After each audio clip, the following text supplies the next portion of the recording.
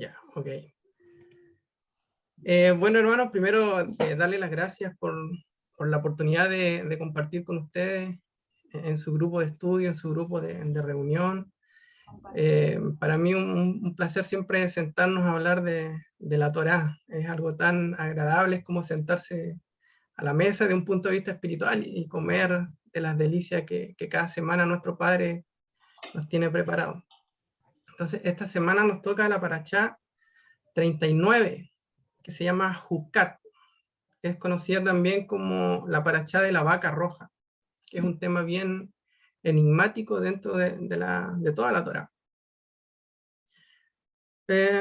Bueno, acá está un resumen más o menos de lo que es la Parashá 39, que significa estatuto, Jucat, estatutos de las porciones. La Torá se va leyendo en los 7 ascensos, ¿cierto? Tenemos el primer ascenso, que es el ascenso que vamos a trabajar este día, porque cada parashá tiene muchos temas, pero nos vamos a centrar en el primer punto, que es en Números 19, del 1 al 17, y después ya hacia adelante están el resto de los ascensos de la Torá, hasta el 7, que van básicamente de Números 19.1 a Números 21.20. O sea, perdón, 22.1. Faltaba la séptima línea. También tenemos una parte de los profetas, que está en Jueces 11, del 1 al 33, conocida como Haftará, y también lo que es el nuevo pacto o el pacto renovado, Brit Hadashah, que está en Juan 3, 9 al 21. Así que ese es más o menos todo lo que se lee dentro de una semana de una parashá, pero vamos a centrarlo en el primer punto de la Torá.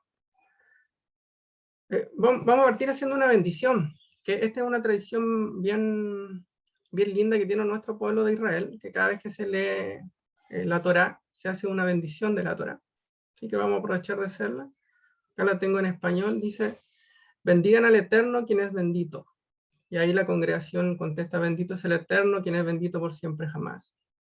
Bendito es el Eterno, quien es bendito por siempre jamás. Bendito eres tú, Eterno, Dios nuestro, soberano del universo, que nos has escogido entre todas las naciones y nos has entregado su Torá. Bendito eres tú, Eterno, donador de la Torá. Amén. Después, esto en realidad se hace en hebreo, acá tengo la fonética. Dice: Barehuet Adonai Hamemborá, Barhu Adonai Hamemborá Leolam Baed, contesta la congregación. Barhu Adonai Hamemborá Leolam Baed, Baruch atah Adonai Elohenu melech haolam, asher kideshanu Mikol Haamin Benatan Lanu Etoratot Baruch atah Adonai Noten HaTorah. Esa es como la bendición que se da de cada vez que leemos un texto de la Torah. Esto me gusta mucho porque le sube al texto de leer la escritura, le da un honor muy lindo, un honor a nuestro rey y su palabra. Bien, aquí quería pedir apoyo a alguien si me puede ayudar con la lectura de la primera línea. No sé si puedes apoyarme, Raúl. Vamos a estar trabajando en Números 19.1 en adelante hasta el 17. Yo la tengo acá en la versión NBI. No sé si me puedes apoyar con ese texto, Raúl. Ahí lo tengo. Dice: el Señor les dijo a Moisés y a Aarón: el siguiente estatuto forma parte de la ley que yo, el Señor, he promulgado. Los israelitas traerán una vaca de piel rojiza, sin defecto, y que nunca haya llevado yugo. La entregarán al sacerdote Eleazar, quien ordenará que la saquen fuera del campamento y que en su presencia la degüellen. Después el sacerdote Eleazar mojará el dedo en la sangre y rociará 7 veces en dirección de la tienda de reunión. Hará también que la vaca sea incinerada en su presencia. Se quemará la piel, la carne y la sangre, junto con el excremento. Luego el sacerdote tomará ramas de cedro y de hisopo y un paño escarlata, y lo echará al fuego donde se incinere la vaca. Finalmente el sacerdote lavará sus vestidos y se bañará. Después de eso podrá volver al campamento, pero quedará impuro hasta el anochecer. El que incinere la vaca lavará también sus vestidos y se bañará, y quedará impuro hasta el anochecer. Un hombre ritualmente puro recogerá las cenizas de la vaca y las llevará a un lugar puro fuera del campamento. Allí se depositarán las cenizas para que la comunidad israelita las use como sacrificio expiatorio, junto con el agua de purificación. El que recoja las cenizas de la vaca lavará también sus vestidos y quedará impuro hasta el anochecer. Este será un estatuto perpetuo para los israelitas y para los extranjeros que vivan entre ellos. Quien toque el cadáver de alguna persona quedará impuro 7 días. Para purificarse, los días tercero y séptimo usará el agua de la purificación y así quedará puro. Pero si no se purifica durante esos días, quedará impuro. Quien toque el cadáver de alguna persona y no se purifique, contamina el santuario del Señor. Tal persona será eliminada de Israel, pues habrá quedado impura por no haber recibido las aguas de purificación. Esta es la ley que se aplicará cuando alguien muera en alguna de las tiendas. Todo el que entre en la tienda y todo el que se encuentre en ella quedará impuro 7 días. Toda vasija que no haya estado bien tapada también quedará impura. Quien al pasar por un campo toque el cadáver de alguien que haya sido asesinado o que haya muerto de muerte natural, o toque huesos humanos o un sepulcro, quedará impuro 7 días. Para purificar a la persona que quedó impura, en una vasija se pondrá un poco de la ceniza del sacrificio expiatorio y se le echará agua fresca. Amén. Amén. Amén. Gracias, Raúl. Bueno, acá tenemos el texto sobre el cual vamos a trabajar. Como una explicación rápida de esta parte, tenemos que el Eterno da este mandamiento de la vaca roja. ¿Y para qué sirve esta vaca roja? Específicamente, tiene la función de purificar por muerte, por cuando una persona se contamina, ya sea por tocar un muerto, por tener una interacción con la muerte. Esa es básicamente la función de la vaca roja. Vamos a avanzar. En hebreo, vaca roja se llama para adumá. Ese es el nombre en hebreo, la para adumá. Si una habla, por ejemplo, con un hermano judío, la para adumá. Ese es el nombre que recibe en lo que en español conocemos como la vaca roja. Entonces, Números 19:2 dice, este es el estatuto de la Torá que Hashem ha ordenado, diciendo, di a los hijos de Israel que traigan una novilla roja, sin defecto, que no tenga manchas y sobre la cual nunca se haya puesto yugo. Está en esta Biblia de las Américas revisada.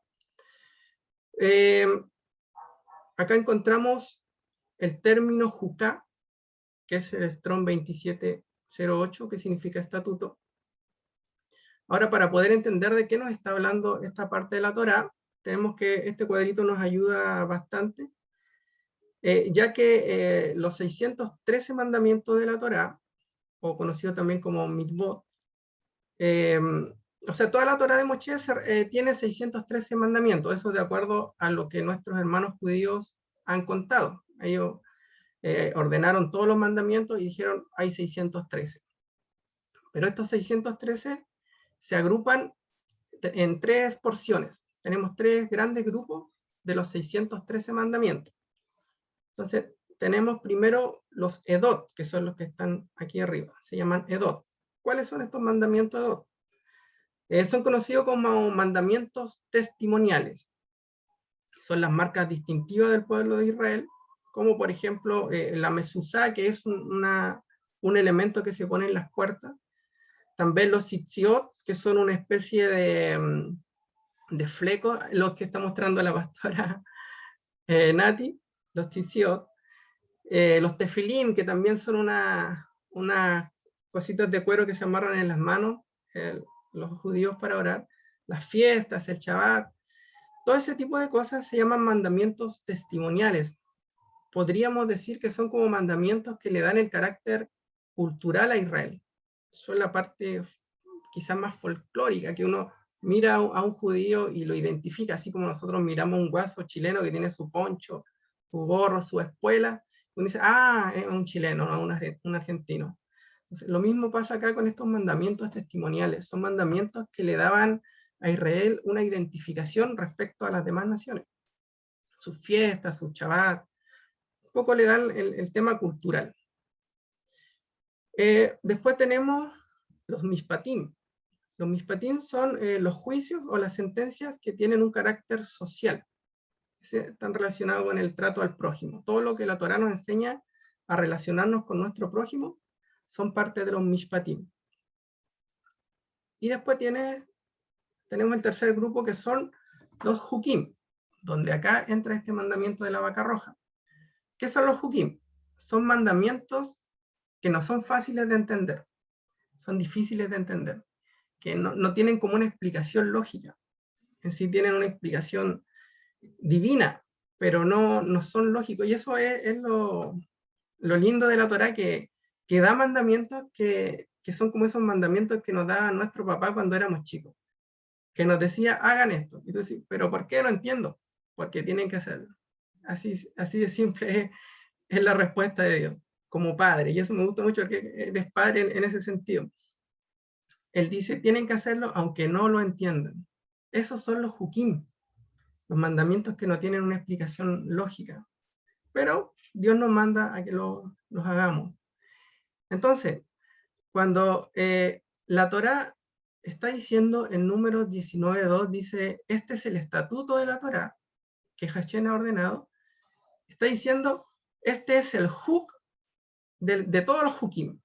Hukim es como en plural, y huk es como en singular. Entonces dice, de todos los hukim, la vaca roja es el más importante, de toda la Torá. Eso es lo que está diciendo, aparte diciendo Números 19:2. Este es el estatuto de la Torá, o este es el huk de la Torá, que Hashem ha ordenado.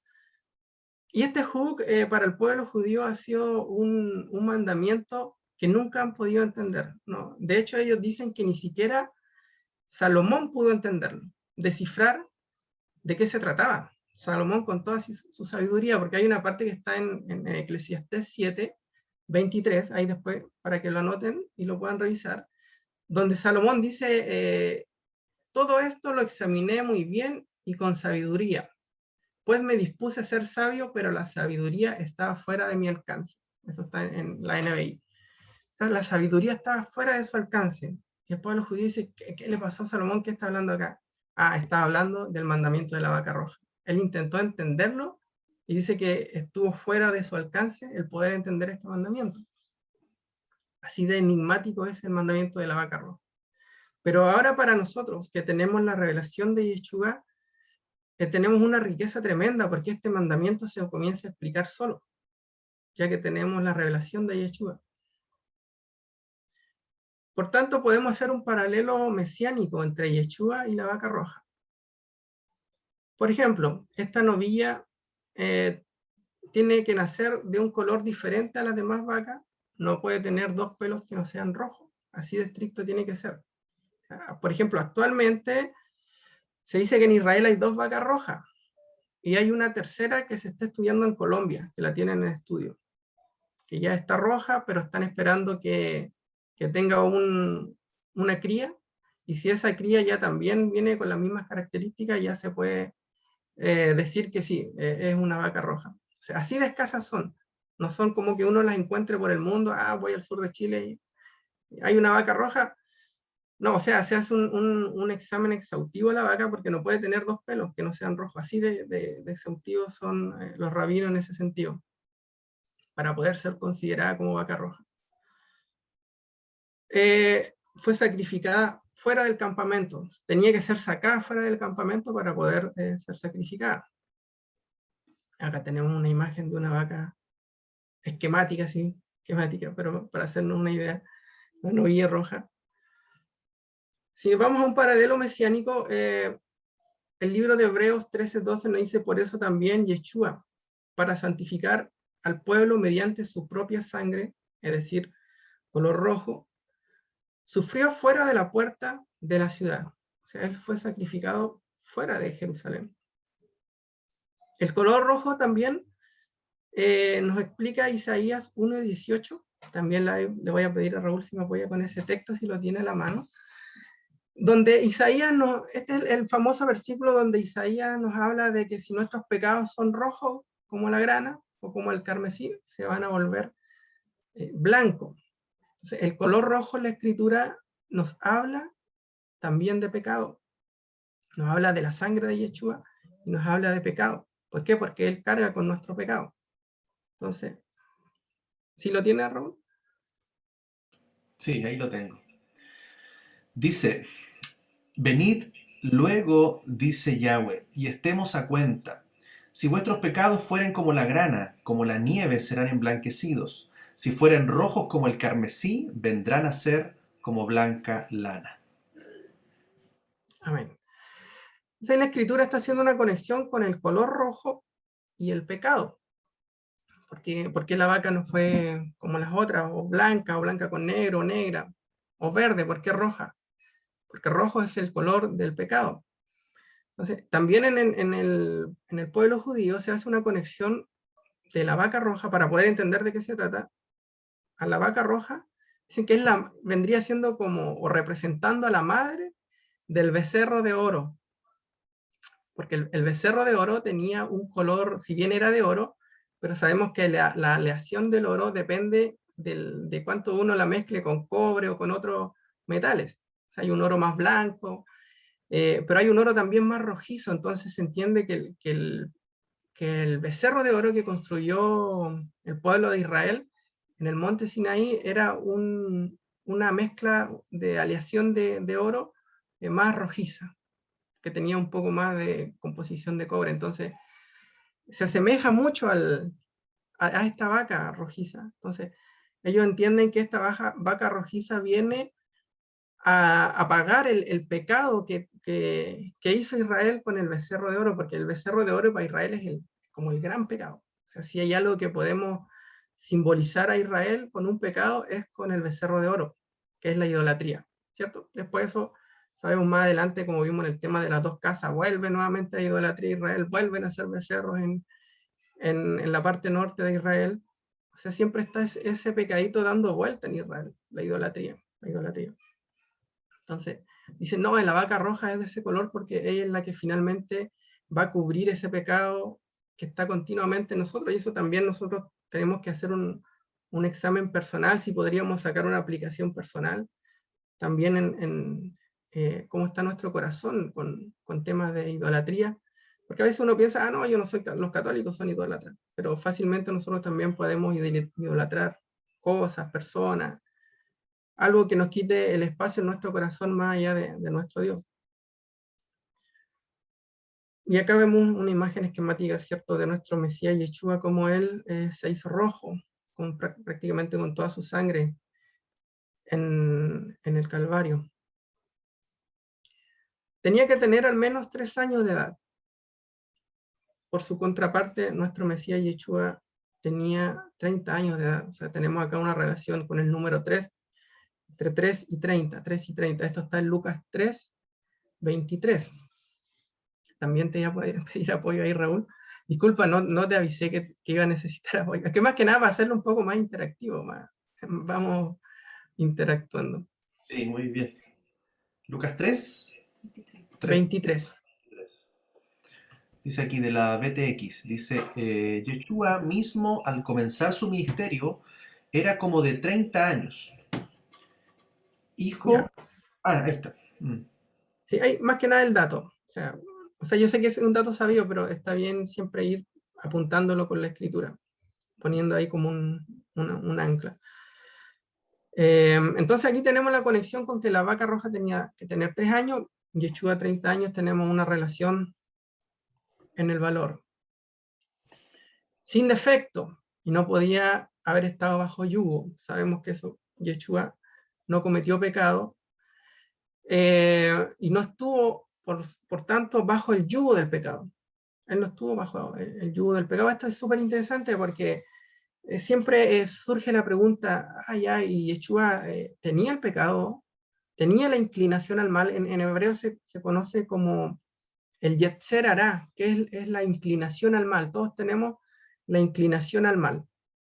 Por eso Pablo nos explica que siempre estamos luchando entre la carne y el espíritu. Nuestra alma está en esa lucha. Entonces, ¿qué es la inclinación al mal? Lo que nos lleva a la carne. Todos tenemos la inclinación al mal por naturaleza. Por eso a los niños hay que enseñarles a portarse bien y no a portarse mal, porque ya vienen de fábrica. Entonces, siempre la inclinación al mal es el yerser hará del ser humano, que siempre nos lleva a ir contra el espíritu y en favor de la carne. Entonces siempre se pregunta, ¿y Yeshua tenía esa inclinación al mal? Claramente él no la tenía. ¿Por qué? Sabemos, porque él le dijo a Pedro, cuando Pedro le hablaba y él le dijo, apártate de mí, Satanás, nada de ti hay en mí. O sea, esa declaración es súper fuerte. Dice, nada de ti hay en mí. O sea, no había ninguna inclinación al mal en Yeshua como ser humano. Entonces, por eso que él no estaba bajo el yugo del pecado. Fue perfecto. Cuando hay necesidad de un animal de este tipo, Hashem hace que nazca. Entonces, como lo vemos, son súper escasos. Por eso Israel quiere levantar un tercer templo. Es un tema también bien comentado en redes sociales. Y para eso va a necesitar una vaca roja. Entonces, por eso los judíos se esmeran mucho en buscar una vaca roja, porque cuando haya que levantar un tercer templo, lo primero que hay que hacer es el sacrificio de la vaca roja, porque con la ceniza de la vaca roja se limpia todo el templo, todo lo que se ha construido, porque ahí van a estar construyendo. Yo sé que con las normas más rigurosas, pero va a llegar un momento en que eso tiene que pasar de ser una obra de construcción, un proyecto, a ser ya un lugar sagrado. Entonces, ¿cómo se hace ese cambio? Con la ceniza de la vaca roja. Se hace toda la limpieza del templo.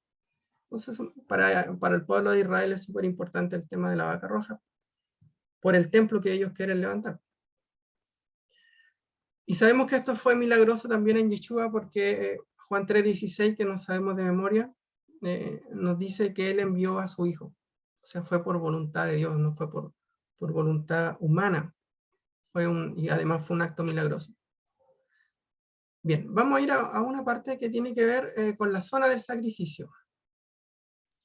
Dice número 19:3, y la daréis al sacerdote Eleazar, y él la sacará fuera del campamento, y será degollada en su presencia. Bien. En el tiempo del segundo templo había un altar fuera de las murallas de Jerusalén en el Monte de los Olivos. Ahí, adelante. En el segundo templo había un altar fuera de las murallas de Jerusalén en el Monte de los Olivos, frente a la entrada del templo, donde hay una puerta llamada La Dorada. Vamos a ir ahora sí al dibujito, al esquema, para poder entender este tema. Acá, aprovechando la tecnología que hoy en día tenemos con Google Earth, tenemos una vista aérea de Jerusalén. Este es el monte del templo, que se conoce actualmente. Aquí está la mezquita, donde están los musulmanes instalados. Acá hay otra mezquita donde ellos hacen el culto. Este se le llama el Domo de la Roca. También ese otro tema bien interesante, el Domo de la Roca. Esta fue la mezquita que el otro día se incendió. Cuando hubieron todos los ataques, aquí se incendió esta mezquita.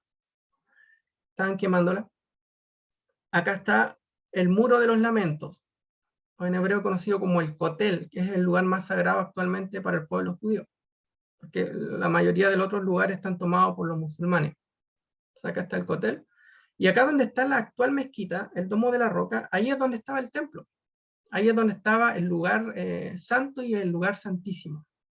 Entonces, estaban, a ver si es que acá puedo hacer un dibujo con esto. Ahí. El templo tenía una forma rectangular así.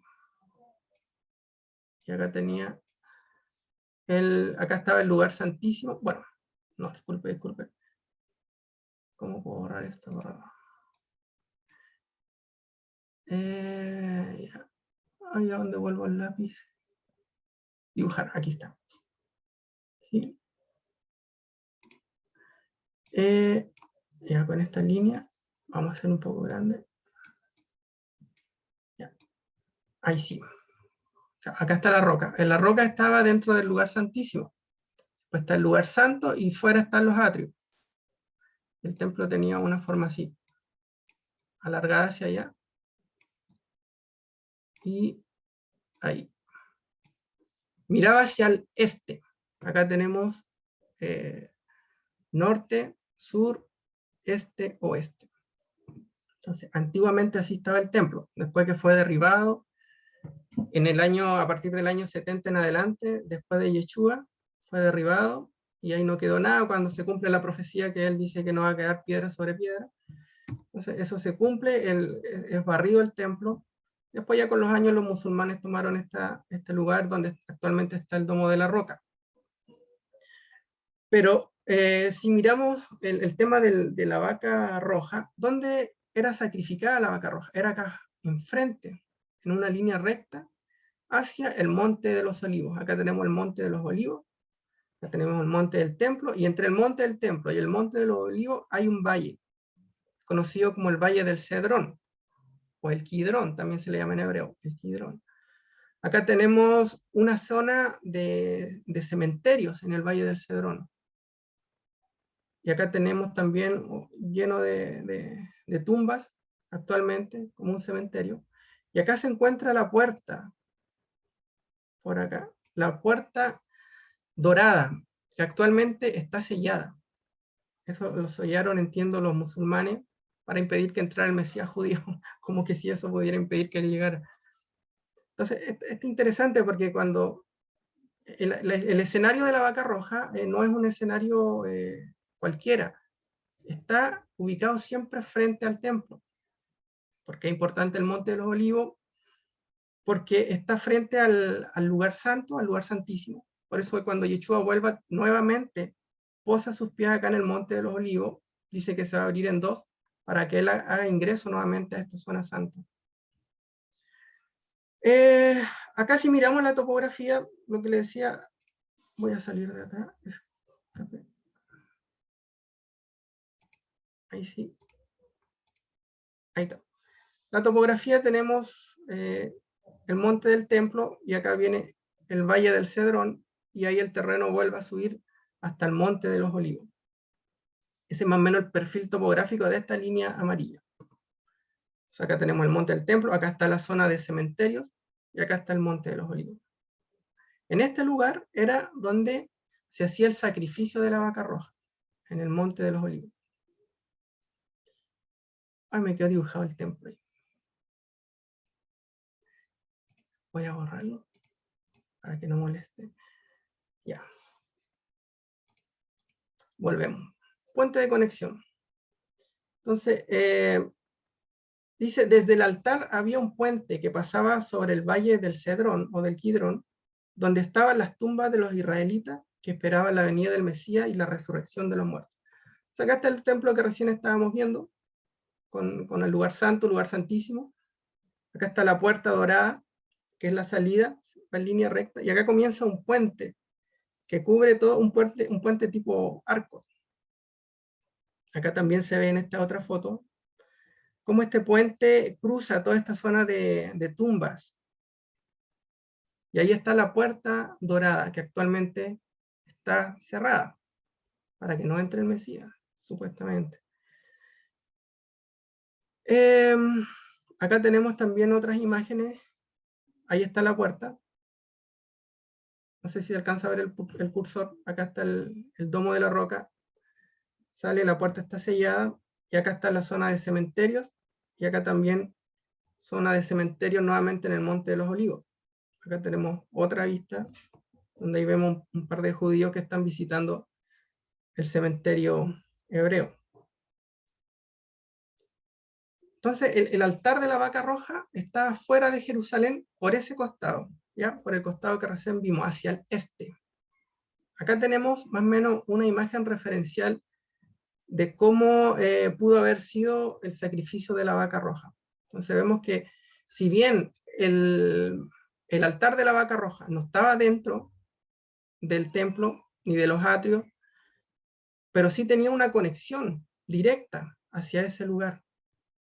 O sea, acá se sacrificaba la vaca roja, era consumida completamente, todo, hasta su piel, hasta su excremento, Cuando en la Torá nos habla de un sacrificio que se consume completo, por ejemplo, el holocausto, dentro de los sacrificios de la Torá hay, que se revisan en el libro de Levítico, hay varios tipos.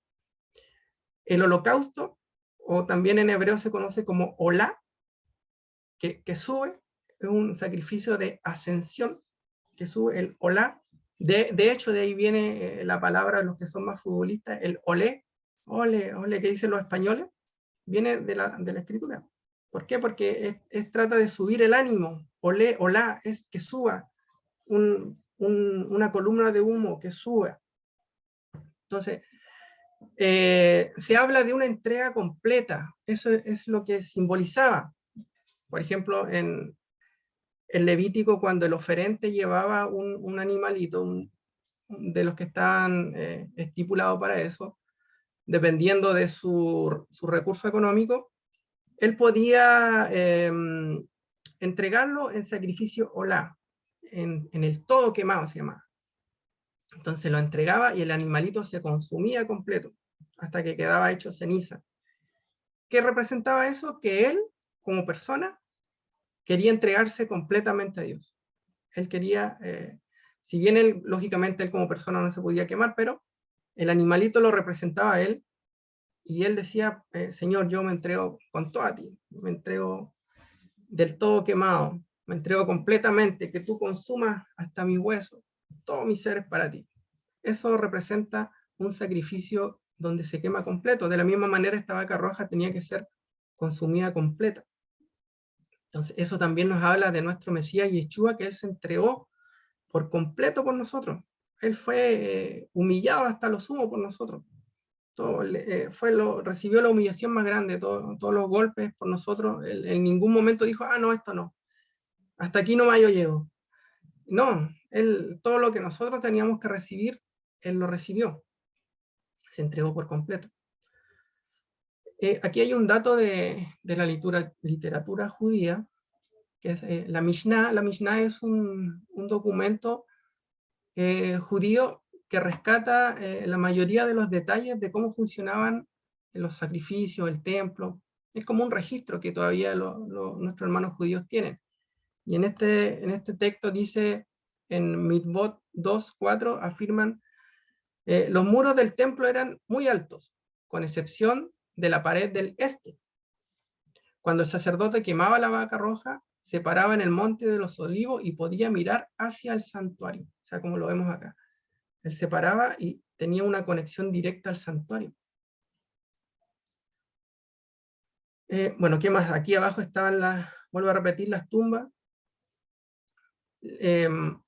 Entiendo que estos marcos se hacían para que pudiera pasar el viento y cualquier contaminación de las tumbas no pudiera quedar atrapada ahí. Entonces, de esta manera los sacerdotes podían conectarse del altar de la vaca roja, caminaban, sin pasar, sin tocar el cementerio. Entonces, porque recordemos, como leímos recién, el contacto con la muerte trae impurificación a un sacerdote. Entonces, para evitar eso, estaba este puente. Y ahí nos vemos cómo venían los levitas, todo, pasando por sobre ese territorio, ese terreno. El sacrificio de Yeshua. Entonces, en Hebreos 13, 10 al 13 dice, nosotros tenemos un altar, del cual no tienen derecho a comer los que sirven en el tabernáculo, porque los cuerpos de aquellos animales cuya sangre es llevada al santuario por el sumo sacerdote como ofrenda por el pecado, son quemados fuera del campamento, por lo cual también Yeshua, para santificar al pueblo mediante su propia sangre, padeció fuera de la puerta. Ahora ya sabemos de qué puerta, porque vemos acá que el texto nos está hablando de una puerta. ¿De qué puerta? De la puerta dorada, que era la que nos llevaba directamente al templo. Así pues, salgamos a él fuera del campamento, llevando su oprobio. Entonces acá vemos una conexión. El libro de Hebreos no es un libro tan sencillo de entenderlo, porque si no entendemos el templo, no entendemos todos los detallitos de cómo funcionaba, podemos caer en malas interpretaciones. Pero acá ya que estamos viendo un poco más respecto al tema de la vaca roja, podemos ir entendiendo de qué nos estaba hablando. Fuera del campamento, fuera de la puerta, ya entendemos a qué se refiere eso. Por tanto, dice que Yeshua fue sacrificado de la misma manera. Entonces, ahí es donde tenemos esa conexión con la vaca roja. Actualmente se postulan muchos lugares donde él pudo haber sido sacrificado en Israel. Si uno va a Israel y quizás toma un tour dependiendo de qué línea, si va por la línea católica te van a llevar a un lado, si es por la línea protestante te van a llevar a otro lado de la crucifixión. Pero actualmente los dos lugares más populares se encuentran detrás del templo. Por tanto, no están cumpliendo con la Torá. Entonces, el lugar más óptimo, de acuerdo a la Torá, donde él tuvo que haber muerto, es en el Monte de los Olivos. En el Monte de los Olivos. Esto es súper trascendental. Porque si, bueno, vamos a seguir avanzando.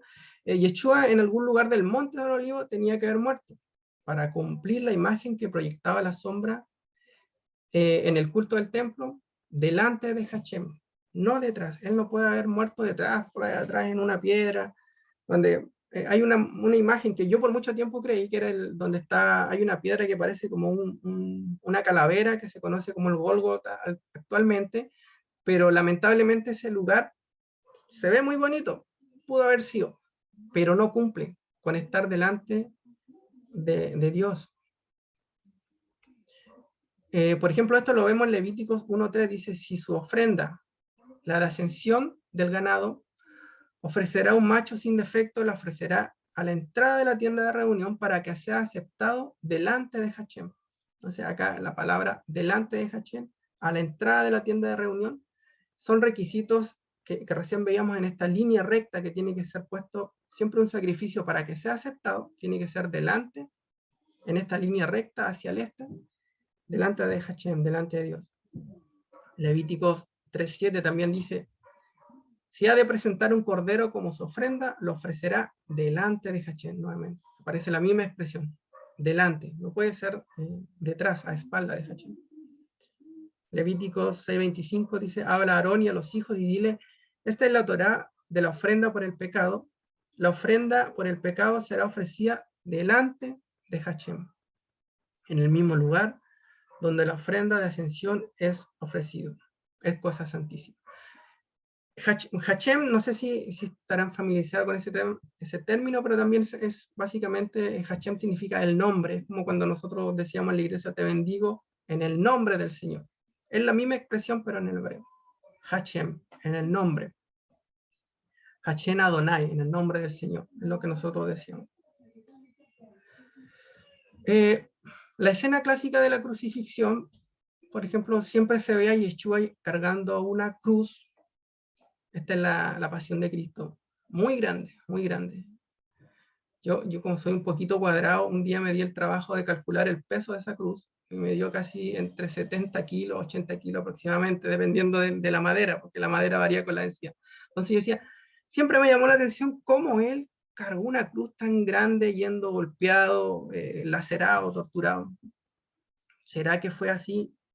¿Será que no fue así? Siempre me quedó esa duda. Y acá también vemos una de las escenas donde él es crucificado. Claramente detrás, si ven, hay casas, no está el templo. Debería estar el templo allá para que el sacrificio fuera aceptado, porque tenía que ser delante de Hashem. ¿Cierto? Entonces acá vemos algunos pequeños errores de acuerdo a la Torá. Estamos diciendo de acuerdo a lo que vamos encontrando en la Torá, los requisitos que nos pide la Torá. Estas son más o menos las opciones que los romanos usaban para crucificar personas en ese tiempo. Yo me inclino por la clásica, que es la cruz, básicamente porque la cruz está conectada a la letra Tap en hebreo, que es pacto. Entonces, la letra Tap. Pero están las otras opciones, por ejemplo, los testigos de Jehová manejan esta, que fueron un solo madero, otro en forma de T, otros también en forma que fuera un árbol simplemente. Personalmente me inclino por esta. Yeshua colgado en el Monte de los Olivos. Dice Deuteronomio 21, 22 y 23, dice, si un hombre ha cometido pecado digno de muerte, se le ha dado muerte, y lo has colgado en un árbol. Su cuerpo no colgará del árbol toda la noche, sino que ciertamente lo enterrarás el mismo día. Pues el colgado es maldito de Dios. Acá está una parte de la Torá que está hablando directamente de Yeshua, de su obra que él iba a hacer, y cómo él iba a hacer, recibir la maldición colgado en el madero. Acá dice colgado del árbol.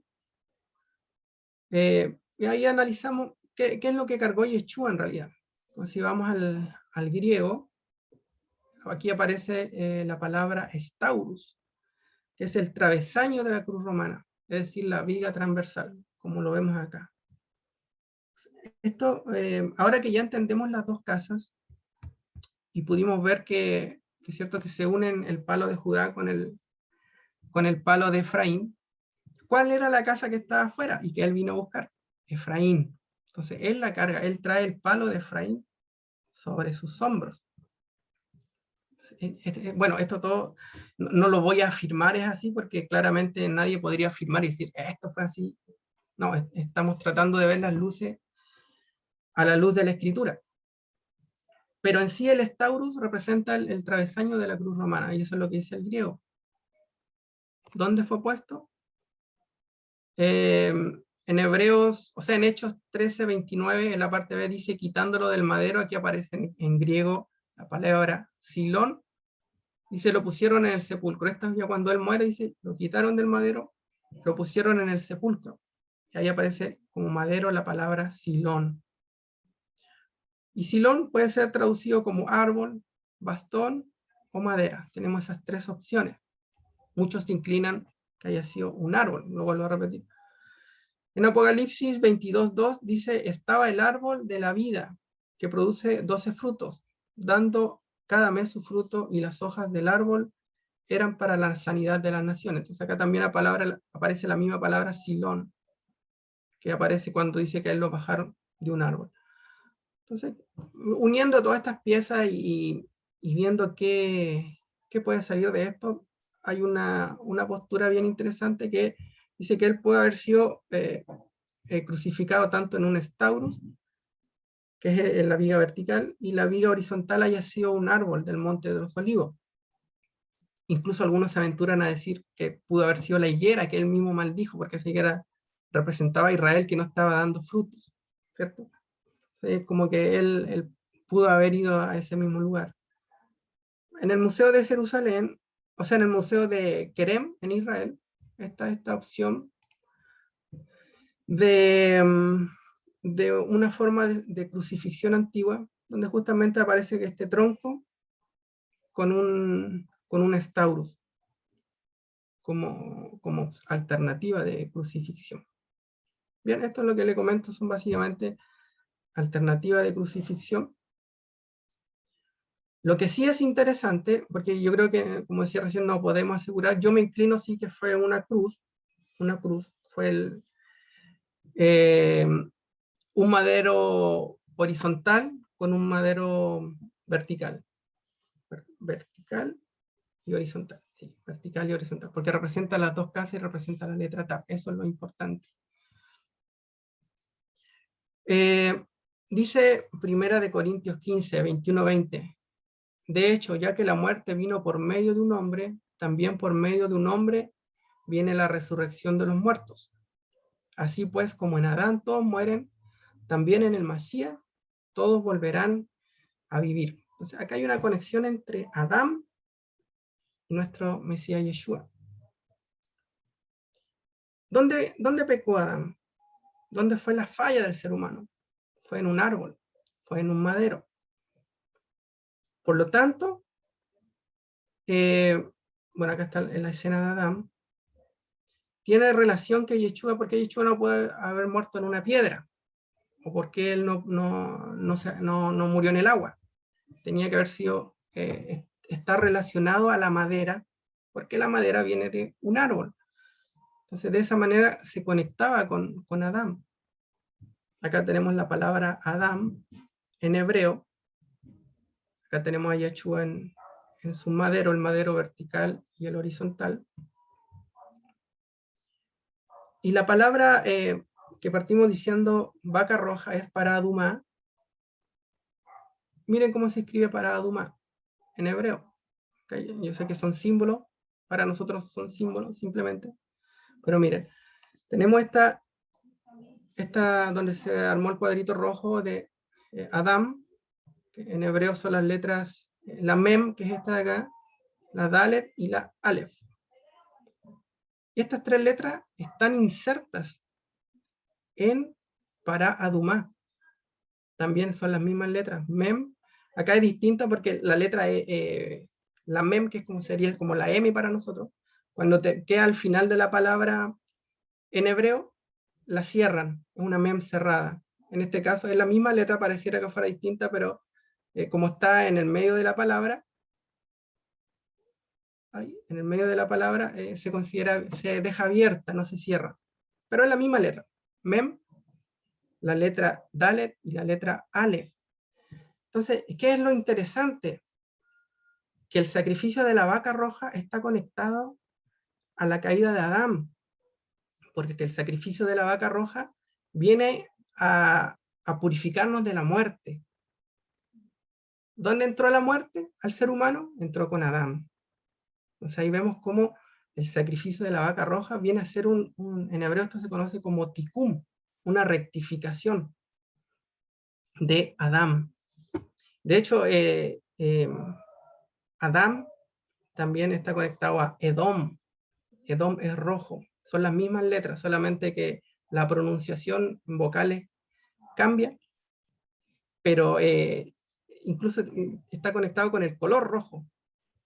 Entonces, Adán rojo. ¿Por qué a Adán se le llama rojo? Por nuestra carne. La carne humana es roja, ¿cierto? Sabemos que las carnes se clasifican en colores. Cuando uno va al supermercado dice la carne es blanca, o el doctor te dice, no, tiene que comer carne blanca, no tantas carnes rojas y cosas así. El ser humano, su color en la carne también es rojo.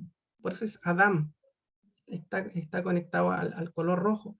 Entonces la pará adumá, la vaca rojiza, viene a hacer esta rectificación del pecado de Adán. Está conectado incluso en el hebreo. Eso es lo rico y la riqueza del texto en hebreo. Porque en español no vemos una conexión muy clara. Adumá, algo se podría ver, pero en hebreo el nombre Adán está contenido en la pará adumá.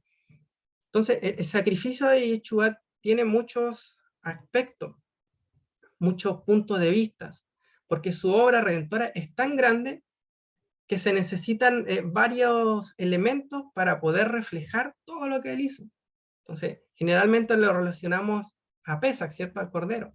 Pero ¿de qué nos habla Pesach? De la liberación del pecado, de este sistema, de este mundo, que es una de las cosas que él hizo por nosotros. Pero también está conectado, por ejemplo, en Yom Kippur. Yom Kippur es una de las fiestas, también hay un sacrificio de Yom Kippur, que está conectado a que él ya quita el pecado. Cuando dice, este es el Cordero de Dios que quita el pecado del mundo, dice Juan el Bautista. La primera parte, este es el Cordero de Dios, se relaciona a Pesach, que quita el pecado del mundo, se relaciona a Yom Kippur, porque en Yom Kippur él vaya a quitar el pecado. Si bien nosotros sabemos que hemos venido a la salvación, pero yo creo que todos nosotros seguimos cometiendo pecado todos los días, ¿cierto? Seguimos luchando con el pecado. Entonces, ¿cuándo el pecado va a ser quitado definitivamente? Cuando Él cumpla Yom Kippur en su segunda venida. Ahí es donde el pecado es ya quitado de la tierra. Dice que Él va a aparecer por segunda vez sin relación con el pecado. O sea, ya en su segunda venida se fue el pecado, se fue todo lo malo. Pero ¿cuándo y en qué momento Él vence la muerte? ¿Con qué sacrificio? ¿Con qué sacrificio Yeshua vence la muerte? Eso está conectado a la vaca roja. Porque la vaca roja es la que viene a impurificar de muerte humana, de todo contacto con la muerte humana. Entonces, si se fijan, cada sacrificio que encontramos en la Torá, cada uno nos va mostrando un poquito de su obra. Y en este caso, la parada humana es tan difícil de entender, es tan complejo para el pueblo judío, porque representa esta obra redentora tan profunda que nos lleva incluso hasta Adán. Entonces, que es él el segundo Adán. Él que viene a quitar el pecado que viene desde Adán, donde entró la muerte al ser humano, él lo viene a cumplir, él viene a ser esa vaca roja y viene a limpiarnos de toda impurificación por muerte. Ahí lo vemos en la cruz. Bueno, y acá está lo que les decía recién, el alfa y el omega, ¿cierto? Que dice Apocalipsis, que en realidad en hebreo sería el Aleph y la Tap, alfa y omega, alfa a la letra Aleph y omega a la letra Tap, y así se grafican, como una cabeza de una vaca y una letra Tap. Entonces eso es lo que estamos viendo en la cruz del Calvario. Estamos viendo el Aleph Tap, la cabeza de esta, si bien esto se puede interpretar tanto como un cordero, porque es la cabeza de un animal, pero en este caso podemos verlo como la cabeza de la vaca roja que estaba siendo sacrificado fuera del campamento, en línea directa delante de Dios, por nosotros. Acá hay una imagen que, bueno, acá hay algunos que postulan que es un árbol en sí literal, realmente yo creo que pudo haber sido un madero así vertical y un horizontal, no sé si llegará a haber sido un árbol, puede haber sido. Algunos están de acuerdo, otros no están de acuerdo, pero ya son temas ya de especulaciones. Pero lo interesante de esta imagen es que muestra cómo pudo haber sido la ubicación del sacrificio. Y se fijan que están, los dos ladrones siempre los vemos bien lejos de él, ¿cierto? En una cruz por allá y otra cruz por acá. Pero el relato bíblico dice que la persona que le iba a quebrar las piernas fue a uno, le quebró las piernas, después fue a otro, le quebró las piernas, y cuando llegaba a él, no le quebró las piernas, ¿cierto? Es lógico, porque si es que lo vemos en la escena tradicional, ¿cómo pudo haberse saltado a Yeshua si Yeshua está en el medio? O sea, le quebró las piernas a una, se salta a Yeshua, le quebra las piernas a otro, después vuelve a Yeshua y no le quebra las piernas. Entonces, esta visión, lo interesante que tiene es que pudo que estos dos personas, ladrones, hayan sido también colgados en el mismo tronco, o bastante cercano a él al menos, para poder en forma circular, para que el soldado romano haya ido casi haciendo un barrido periférico, encontró el primer ladrón, segundo ladrón y el tercero, Yeshua, y no le quiebra las piernas. Yo sé que estas cosas a veces son difíciles de visualizar, porque nosotros tenemos otras imágenes en nuestra cabeza, pero como les digo, no les voy a asegurar es así, son opciones que podemos ir viendo de acuerdo a la escritura. Mateo 27, 50 al 52 dice, y entonces Yeshua, clamando otra vez a gran voz, exhaló el espíritu, y aquí el velo del templo se rasgó en dos, de arriba a abajo, y la tierra tembló, y las rocas se partieron, y los sepulcros se abrieron, y los cuerpos de muchos santos que habían dormido resucitaron. Lo que sí, el sitio sí o sí tiene que ser el Monte de los Olivos, porque este relato tiene toda la panorámica de esta escena. O sea, podemos ver el templo acá enfrente. Dice que el velo se rasgó. O sea, también acá hay discusión cuál velo se rasgó, el de la entrada al lugar santo, el del lugar santísimo. Personalmente me inclino también por el del lugar santo, por el que estaba a la vista. Como la persona que está relatando ve desde este lugar, ve la escena que se rasga el velo del templo y los sepulcros se abrieron. ¿Dónde están los sepulcros? Acá abajo, bajo el puente. Entonces se abren los sepulcros y se abre el velo del templo, es rasgado. Y recordemos que cuando él muere hay una primera resurrección de personas junto con él. Entonces, bueno, ahí se me termina la presentación. Esta paracha tiene mucho más cosas que revisar, pero creo que hasta ahí lo dejamos. No sé si vamos a entrar a un tiempo de preguntas. ¿Están de acuerdo? ¿No están de acuerdo? No hay problema. Seguimos siendo amigos. Amén. Shalom, hermano. Shalom, Ricardo. Amén. De verdad que hoy día con la revelación, ¿cierto?, que tenemos de Yeshua, podemos comprender todos estos elementos, estos significados, ¿cierto?, que estaban involucrados en este sacrificio, ¿cierto?, de la vaca roja, ¿cierto?, de la madera de cedro, el hisopo, ¿cierto? Eh, y también la lana, lana carmesí creo que también estaba allí. Sí, Todos esos elementos son representativos de lo que iba a ocurrir. O sea, siempre vamos viendo un poco el Antiguo Testamento, el Tanaj, la Torá, especialmente, ¿cierto? Como una sombra, ¿cierto? De lo que ha de venir. Y de hecho, todavía el mismo apóstol, el apóstol Pablo también declara que todo esto que tenemos es sombra de lo que ha de venir. O sea, todavía esto no termina. O sea, vamos entendiendo un poco que todo lo que está escrito ahí en los libros de Moisés, de alguna manera todavía no han terminado de cumplirse hasta que los cielos y la tierra pasen. Dice mismo Yeshua lo declara, ¿cierto? Que ni una coma ni una tilde pasará, ¿cierto? Hasta que los cielos y tierra se cumplan. Es muy interesante. También estuve leyendo allí donde comentaba que durante, no sé si me corrobora, durante el periodo de Israel se sacrificaron nueve vacas rojas. claro. Y en el cumplimiento, obviamente entendiendo de que Yeshua es esa vaca roja, es la décima, sería la número 10 me imagino yo. No sé, tendrá relación con las 10 tribus de Israel también que están perdidas, no, no lo sé, pero sabemos que en la palabra nada es coincidencia, ¿cierto? No sé si tendrá relación, pero Claro, también, el número 10 representa lo completo también en la claro, escritura. así es Y también. claro, dice con la venida del Mesías se va a tener que, algunos dicen se va a sacrificar nuevamente una décima vaca. No lo sabemos eso. Claro, Yo creo que hay muchas luces de cuando Él vuelva, qué cosas van a suceder. así es, O sea, hay muchas preguntas claro. sabrosas de cómo, pero lo interesante es ver esta figura profética. Para mí, entender que Él fue sacrificado en el Monte de los Olivos Mm, es revelador, porque el Monte de los Olivos está conectado, por ejemplo, en la Parashá Noah, cuando la paloma vuela y trae una rama de olivo en su pico.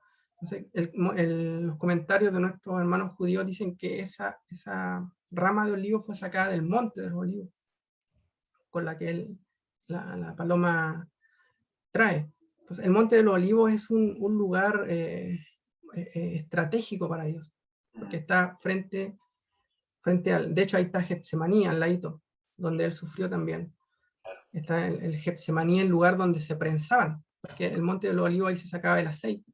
Entonces ahí prensaban las aceitunas, ¿cierto? Para sacarle el, el aceite del olivo. Y ahí mismo él muere. De hecho, postulan que ahí mismo fue el pecado de Adán y Eva. Si nos vamos más atrás, incluso en la tradición judía, dicen que el pecado de Adán y Eva se cometió en el monte de los olivos. Ahí estaba el árbol del bien y del mal. Entonces, es como sorprendente. Él muere ahí y él vuelve ahí y como que aplasta lo que ahí había sucedido. Entonces, claro. por eso esto de la parada humana, la vaca roja, está justo en el Monte de los Olivos. Por tanto, yo creo que tiene que haber sido el lugar de la crucifixión, sí o sí. Más allá de la forma de la que recién comentamos, de la crucifixión no sabemos cómo pudo haber sido. Lo que sí, los elementos que están asociados, la madera en sí, está conectado al árbol, donde entró el pecado en el ser humano. Entró en un árbol, entonces él trae en su cruz, es de madera también para poder hacer esa rectificación del pecado de Adán. Amén. Y también sabemos que va a volver ahí. Cuando vuelva en su segunda venida va a caer el monte de los olivos, ¿cierto? Lo va a partir en dos. Y, wow, o sea, no sé también, nunca he resuelto, bueno, no, el sacrificio también de Abraham, ¿cierto? De su hijo Isaac. Bueno, está relacionado con el monte Moriah, pero ¿tiene relación con el monte de los olivos? Sí, el sacrificio de Isaac se postula en el lugar donde estaba el lugar santísimo, porque ahí hay una roca, en donde está el domo de la roca. Ah, ok. Si uno, yo tengo ahí quizás unas presentaciones, pues la podríamos ver del domo de la roca, y ahí hay una roca dentro, pues se llama el domo de la roca. Se le llama la piedra del fundamento. De hecho, dice la tradición judía que esa fue la primera piedra, ¿cierto? Que cuando uno construye un edificio hay una ceremonia y ponen la primera piedra. Y ahí van las autoridades con un casco blanco, ¿cierto? Y esa es la bandera, la ceremonia de la primera piedra. Bueno, dicen que esa primera piedra es esa, la que está en el domo de la roca. A través de esa piedra se fundó todo el mundo en la creación. Pues se llama la piedra del fundamento, es un lugar tan santo. Y sobre esa piedra dicen que fue sacrificado, o casi fue sacrificado Isaac. Claro. Amén. Bueno, como dice la palabra, todo lo que fue, será. ¿Cierto? Será, sí, Lo que es ya sí. fue y lo que fue será. Amén. Bien, no sé si algún de nuestros hermanos tendrá alguna pregunta, quiera comentar algo también de lo que se estuvo leyendo esta semanita.